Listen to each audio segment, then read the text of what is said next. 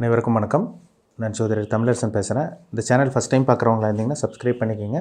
Bell பட்டனை click பண்ணிக்கோங்க. ஆளுங்கிற ஆப்ஷன் இருக்கும், அதையும் செலக்ட் பண்ணிக்கோங்க. அப்போ தான் நாங்கள் போடுற வீடியோஸ் எல்லாமே உங்களுக்கு நோட்டிஃபிகேஷன் வரும். இன்றைக்கி நம்ம இந்த வீடியோவில் பார்க்க போகிற தலைப்பு, நம்ம எதை பற்றி பார்க்க போகிறோன்னா, விருச்சிக ராசி கேட்டை நட்சத்திரம். கேட்டை நட்சத்திரக்காரங்களுக்கு வர இருக்கின்ற மூணாவதாக வரக்கூடிய அந்த சுக்கிரதசை எப்படி இருக்குன்னு பார்க்க போகிறோம். சுக்கிரதசை பற்றி பார்க்க போகிறோம். விருச்சிக ராசி கேட்டை நட்சத்திரம். கேட்டைங்கிறது வந்து பார்த்திங்கன்னா விருச்சிக ராசியில் மட்டும்தான் இருக்கும். விருச்சிக ராசினாலே வந்து பார்த்திங்கன்னா அது 3 நட்சத்திரம் வரும். விசாகம், உங்களுக்கு அதே மாதிரி வந்து பார்த்திங்கன்னா உங்களுக்கு அனுஷம் வந்துடும். கேட்டை நட்சத்திரம். கேட்டை வந்து முழுமையான பாதம் 1, 2, 3, 4 பாதங்கள் உள்ளடக்கிய ராசி தான் விருச்சிக ராசி.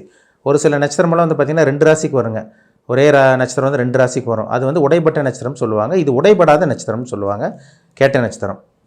கேட்டையில் பிறந்தவங்க கோட்டை கட்டி வாழ்வாங்க அப்படின்லாம் சொல்லுவாங்க. அது என்ன காரணம்னா, அது புதனுக்கு உண்டான அது வந்து பார்த்திங்கன்னா இதுங்கிறனால கொஞ்சம் கற்பனை உங்களுக்கு கொஞ்சம் அதிகமாக இருக்கும், ஆசை அதிகமாக இருக்கும், நல்லா பெருசாக நினைப்பாங்க, நல்லா யோசிப்பாங்க. கேட்ட நட்சத்திரக்காரங்க புத்திசாலி வேறு, எதாக இருந்தால் பெருசாக பண்ணணும், பெருசாக இருக்கணும் அப்படின்னு நினைக்கக்கூடிய ஒரு நட்சத்திரம் தான் அந்த கேட்ட நட்சத்திரம். அதனால தான் அப்படி சொல்லப்பட்டிருக்கு.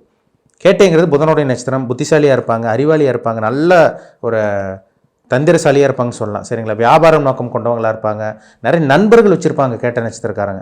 கேட்ட நட்சத்திரக்காரங்களுக்கு ஆட்டோமேட்டிக்காக நண்பர் இவங்க தேடி போக தேவையில்லை, ஆட்டோமேட்டிக்காக நண்பர்கள் இவங்களுக்கு தேடி வருவாங்க. ஏன்னா புதனுடைய அமைப்பில் பிறந்தவங்களுக்கு அப்படி தான் இருக்கும். நிறைய கேட்ட நட்சத்திரக்காரங்க பாருங்கள், கம்ப்யூட்டர் ஃபீல்டில் ஐடி ஃபீல்டில் இருக்கவங்க இருக்காங்க, இல்லை படிக்காமல் இருக்கவங்க கூட பிஸ்னஸ் பண்ணி வியாபாரம் பண்ணிகிட்டு இருக்கவங்க இருக்காங்க. ஏன்னா புதன்னாலே வியாபாரம், அறிவு, புத்திசாலித்தனம், கம்ப்யூட்டர், கணக்கு வழக்கு, எழுத்து சம்மந்தமானது, பேப்பர், பேனா, இது எல்லாமே புதன் தான். ஸ்டேஷ்னரி ஒர்க் எல்லாம் ஐட்டம்ஸ் எல்லாமே புதனுக்கோட காரகத்துவமாக தான் வரும். அப்போ அந்த புதன் வந்து வலுத்திருக்கவங்க நல்ல கம்யூனிகேஷன் ஃபீல்டில் இருக்காங்க, நல்லா பேசுகிறாங்க, நல்ல நகைச்சுவை உணர்வோடு பேசுவாங்க இந்த கேட்ட நட்சத்திரக்காரங்க. இவங்களுக்கு பிறக்கும்போது புதன் தசை தாங்க. புதன் தசை வந்து உங்களுக்கு வந்து பார்த்திங்கன்னா பிறக்கும்போது புதன் தசை, 2வது கேது தசை 7 வருஷம் வரும், 3வதாக உங்களுக்கு சுக்கிர தசை வரும். அதுதான் ரொம்ப முக்கியம். இது ஆரம்ப பகுதியில் பிறந்தாங்கன்னா 16, 17 வருஷமே புதன் தசை வந்துடும். 7 வருஷம் கேது தசை வரும். நடுப்பகுதியில் பிறந்தாங்கன்னா கிட்டத்தட்ட ஒரு 8, 8.5 வருஷம் வந்துடும்.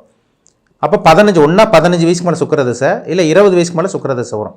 இப்போ நம்ம 20 வயசுக்கு மேலே போட்டால் கூட உங்களுக்கு 40 வயசு வரைக்கும் சுக்கிரதசை தாங்க. உங்களுக்கு 20, 21 வந்தால் கூட உங்களுக்கு 40, 41 வயசு வரைக்கும் சுக்கிரதசை உங்களுக்கு நடக்கும்.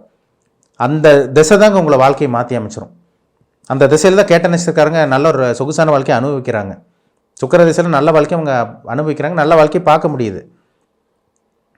ஏன்னா கேதுங்கிறது வந்து பார்த்திங்கன்னா ஆன்மீகத்தை கொடுக்குற கிரகம், சுக்கிரங்கிறது சுகபோகத்தை கொடுக்குற கிரகம். அப்போ அந்த 2வது வரக்கூடிய கேது திசை முடிஞ்சு அந்த 3வது வரக்கூடிய சுக்கிர திசையில் தான் ஒரு இன்பத்தை அனுபவிக்கிறாங்க, ஒரு சொகுசு வாழ்க்கை அனுபவிக்கிறாங்க. நிறைய கேட்ட நட்சத்திரக்காரங்க பாருங்கள், அந்த 20, 25 வயசுக்கு மேலே அந்த திருமண வாழ்க்கை ஒரு சில பேருக்கு நல்லா அமையுது. ஒரு சில பேருக்கு சுக்கிரன் கெட்டவங்களுக்கு நல்லா அமையிறது கிடையாது. ஆனால் ஒரு சில பேருக்கு சுக்கிரன் நல்லா இருக்கிறவங்களுக்கு நல்ல வாழ்க்கை அவங்களுக்கு அமைஞ்சிருது. அதுக்கு என்ன காரணம்னா, சுக்கிரன் நல்ல ஒரு இடத்துல இருப்பார் ஜாதகத்தில். இப்போ மேஷ லக்னத்தில் பிறந்தவங்களுக்கு கூட சுக்கிர திசை நல்லது பண்ணும். ரிஷப லக்னத்துக்கு சுக்கிரன் அருமையாக வேலை செய்யும். மிதுன லக்னத்துக்கு சுக்கிரன் நல்லது பண்ணும். துலாம் லக்னத்துக்கு சுக்கிரன் நல்லது பண்ணும். கன்னி லக்னத்துக்கு சுக்கிரன் நல்லது பண்ணும். கும்ப லக்னம், மகர லக்னத்துக்கு சுக்கிரன் நல்லது கண்டிப்பாக பண்ணும். மேஷ லக்னத்தில் பிறந்தவங்களுக்கு 12ல் சுக்கிரன் உச்சமாயோ இல்லை 2ஆம் இடத்துல இருந்தால் கூட கண்டிப்பாக வருமானத்தை ஏற்படுத்தி கொடுக்கும். ஏன்னா சுக்கிரனுக்கு வந்து 6ஆம் இடம், 12ஆம் இடம் மறைவு ஸ்தானம் கிடையாது, ஒரு ராஜயோக வாழ்க்கை கொடுக்கும். சுக்கிரன் எந்த இடத்துல இருக்கக்கூடாது, 3ஆம் இடத்துல சுக்கிரன் மறையக்கூடாது, மறைஞ்சிருவார். ஒரு அரை மறைவு ஸ்தானம் சொல்லுவாங்க. 8ஆம் இடத்துல முழுசாக சுக்கிரன் மறைஞ்சிருவார். அவங்களுக்கு தான் ஒரு போராட்டமான ஒரு வாழ்க்கை அமையுது. 8ஆம் இடத்துல சுக்கிரன் இருந்து உங்களுக்கு ராகுவோட சம்மந்தப்பட்டு சனியோடு இருக்கவங்களாம் பாருங்கள், அந்த சுக்கிர திசையில் படாதபாடு படுவாங்க. பெண்களால் அசிங்கமானம், பெண்களால் தொல்லை, நண்பர்களால் பிரச்சனை, நிறைய ஹெல்த் பிரச்சனை, உடம்புல பிரச்சனை, கர்ப்பப்பை சம்மந்தமான பிரச்சனை, ஆண்களுக்கு வந்து பார்த்திங்கன்னா அடிவேறு சம்மந்தமான பிரச்சனை, நிறைய பிரச்சனை வந்து கிட்னி ஸ்டோன், இது மாதிரி அந்த பிரச்சனை இது அது எல்லாத்தையும் சுக்கிரன் கொடுத்துரும்.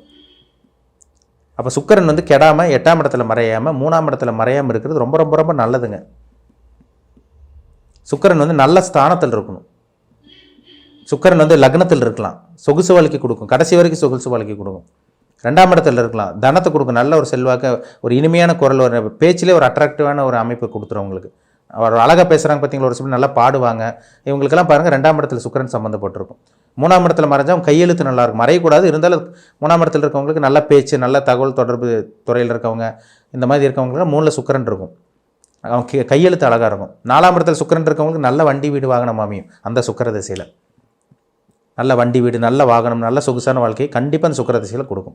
5ஆம் இடத்துல சுக்கிரன் இருந்தால் அது ஒரு அருமையான அமைப்புங்க. பெண் குழந்தை யோகத்தை கொடுக்கும், குலதெய்வ அனுகிரகத்தை கொடுத்துரும், ஒரு நல்ல ஒரு வாழ்க்கை, ஆடம்பரமான வாழ்க்கை, நல்ல ஒரு அதிர்ஷ்டம் நிறைந்த வாழ்க்கை இந்த சுக்கிர திசையில் கிடைக்கிறது பார்க்க முடியுது. 6ஆம் இடத்துல சுக்கிரன் இருக்கவங்களுக்கு நல்ல வேலைங்க, நல்ல வேலை சம்மந்தமான விஷயங்கள், நல்ல ஒர்க்கு, ப்ரமோஷன் இதெல்லாமே இருக்கும். ஆனால் எதிரி யாருன்னா கொஞ்சம் ஒரு பெண் எதிரியாக மாதிரி வந்துடும் அவங்களுக்கு 6ல் சுக்கிரன் இருந்தால். 7ஆம் இடத்துல சுக்கிரன் இருந்தால் வாழ்க்கை துணை நல்லா இருக்குங்க. அதுக்கு ஆரோகபாவகநாஸ்தின்னு சொல்லுவாங்க. ஒரு சில பேருக்கு அது வந்து சில ஆப்ஷன் இருக்குது, அதுக்குன்னு சில விதிவிலக்கெல்லாம் இருக்குது. ஆனால் 7ஆம் இடத்துல இருக்க சுக்கிரன் வந்து கண்டிப்பாக இல்லற வாழ்க்கையின் நல்ல ஒரு அமைப்பு, நல்ல திருமண வாழ்க்கை, நல்ல தாம்பத்திய வாழ்க்கை கண்டிப்பாக கொடுக்க தான் செய்யுது. 8ல் இருக்க சுக்கிரன் தேவையில்லாத பிரச்சனைகள், அசிங்க அவமானம், பெண்களால் தொல்லை, நண்பர்களால் தொல்லை, வியாபாரத்தில் நஷ்டம், வெளிநாடு போய் கஷ்டப்படுறது, நிறைய பிரச்சனை அப்படி இப்படின்னு கொடுக்க தான் செய்யுது.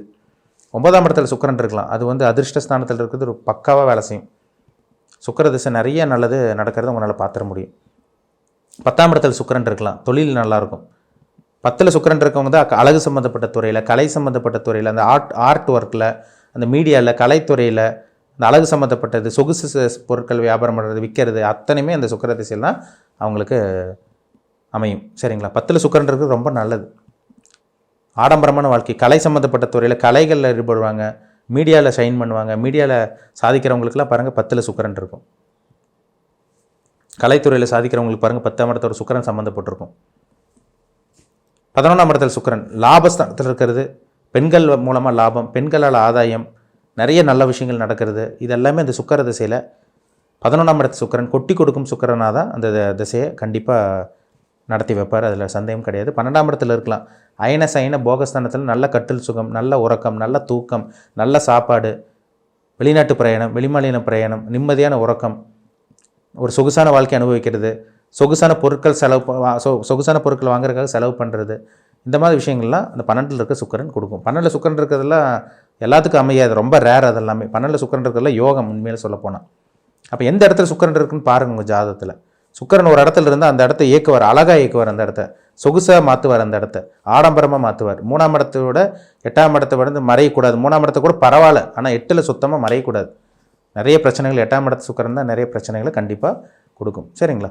உங்கள் பிறப்பு ஜாதகத்தில் சுக்கிரன் என்ன ஸ்தானத்தில் இருக்கார், இப்போ உங்கள் வயசு என்ன, கேட்ட நட்சத்திரம், நீங்கள் 20 வயசுக்கு மேலே தாண்டிட்டீங்களா, இல்லை 25ல் இருக்கீங்களா, இல்லை 30ல் இருக்கீங்களா, சுக்கிர திசை முதல் பகுதி எப்படி இருக்குது, இப்போ உங்களுக்கு எப்படி போயிட்டுருக்கு, இதெல்லாமே அவங்கவுங்க ஜாதகத்தில் என்ன லக்னம் பிறந்திருக்கீங்க, என்ன லக்னத்தில் இருக்கீங்க, என்ன ராசி, அதாவது ராசி வந்து விருச்சகம் தெரிஞ்சிருச்சு, ராசியில் என்ன நட்சத்திர பாதம், நீங்கள் கேட்டை 1ஆம் பாதமா, 2ஆம் பாதமா, 3, 4ஆம் பாதமா, எப்படி இருக்குன்னு பாருங்கள்.